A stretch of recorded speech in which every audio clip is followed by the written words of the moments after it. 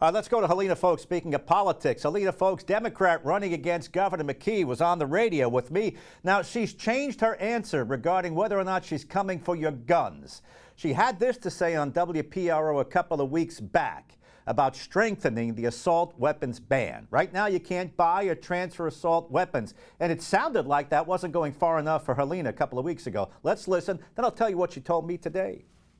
I want to make sure that we're taking action on guns that are really weapons of war and that are killing our children. And I absolutely will stand up to the gun lobby and to any politicians who are beholden to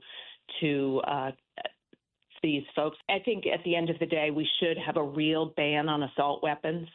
Last year, we banned the sale of those weapons, but not ownership. And so I think we should go further. Okay, look, that was clear. That was clear. 2 weeks ago, she supported a ban on ownership.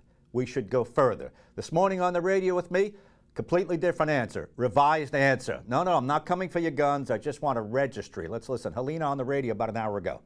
The governor said, you said it, that the assault rifle ban on sales and transfer doesn't go far enough. You wanted the guns to be turned in. Are you going to do that? Is confiscation on your radar? Absolutely not. I will not go into people's homes. I never said that. The governor is lying again, unfortunately, which is what he likes to do. All right. Will you demand they turn them in? Are you going to do anything to try to get this, to try to let the state get a hold of anybody's guns that were purchased illegally, legally? No, absolutely not. The one thing I would love to have is a registry. Just as we register your car, I think we should register guns, but absolutely that is what I'd like to do. All right, that's the gun question. On her role in the opioid crisis, McKee has taken it to her. You were there, you were on the team, you made millions, you looked the other way. She says McKee is lying again on the claims he's making against CVS. Governor says, listen, he's going after you on CVS. There is a lawsuit, and the U.S. attorney is active. Do you expect to be called in that? Do you expect to be called as a witness on any of these actions? The governor this is just a pathetic line of attack. I have been very clear all along what I did. Under my leadership, we had an almost 40% reduction in opioids. We did more than anyone in the country. And sadly, Dan McKee is either driving companies out or attacking them. That's what he's been doing. And it's very sad. There's 7,000 people who work for CVS in this state, and they're offended by this. And I hope that the governor doesn't take this too far. Okay. All right. She said, when I took over, retail opioid sales went down 40%. She said, I said, where are the receipts for that? She said, it's out there. Find it. You'll find public information to support that. She insists she's correct with that number. By the way, what's this that CVS can't be criticized? Why not? Why not? If the hospital takes the left kidney out instead of the right kidney, we're going to criticize them.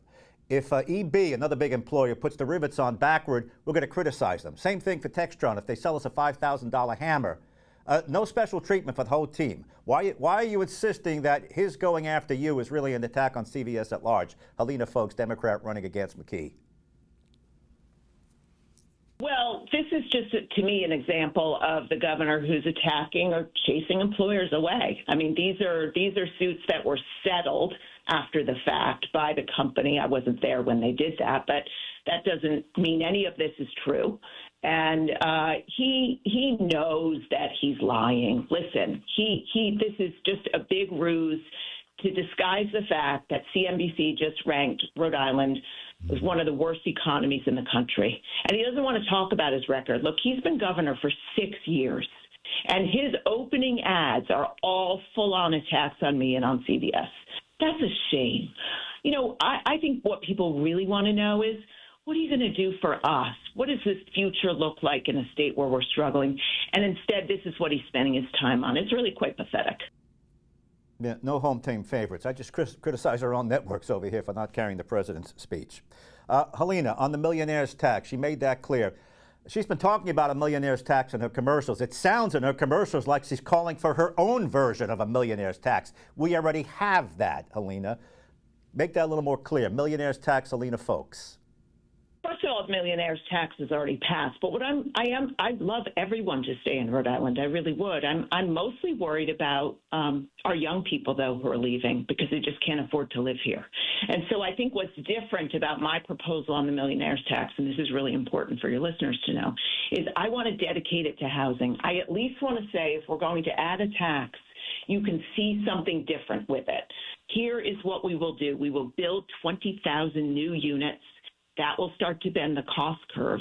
That's very different than what the governor just did, is pass a millionaire's tax and just let it go to the general fund.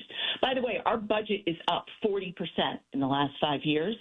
All the time I say to people, do you feel 40% off better?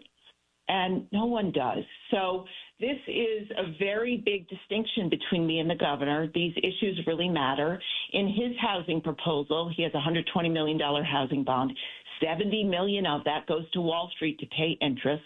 And at the end of the day, we only build 600 units at an average cost of $500,000 apiece. So that's not a plan that will bend the cost curve. We've got to do things differently. All right, so just to be clear, she's not calling for her own version of a millionaire's tax. Well, you already have that. She wants to redirect the money that tax is going to. McKee says, I'm putting it A, B, C, D, all these categories. And Helena's, if she wants to move it, she's going to take it and put it toward housing. Well, then what's going to cover A, B, C, and D, where the money's going already? All right, one more before we leave her. Helena Foulkes, your Democrat Party chair, Liz Beretta-Perrick, the phantom who runs that party. McKee suggests she has her finger on the scale for you because he didn't get the endorsement. Is that sour grapes? The governor suggests that your Democrat Party chair, Liz Beretta-Perrick, put her finger on the scale for you. There was no endorsement. Did she favor you, Liz Beretta-Perrick? Is her finger on the scale for you? Absolutely not. This is a governor who, for the first time in the history of the Democratic Party, did not get the endorsement from the party. And he is now just complaining about things. The chair simply said she was allowing no endorsement, and she herself voted to no endorse. And so I think it's a big statement. And this is what I'm hearing from Rhode Islanders all across the state. They're ready for change. They really are.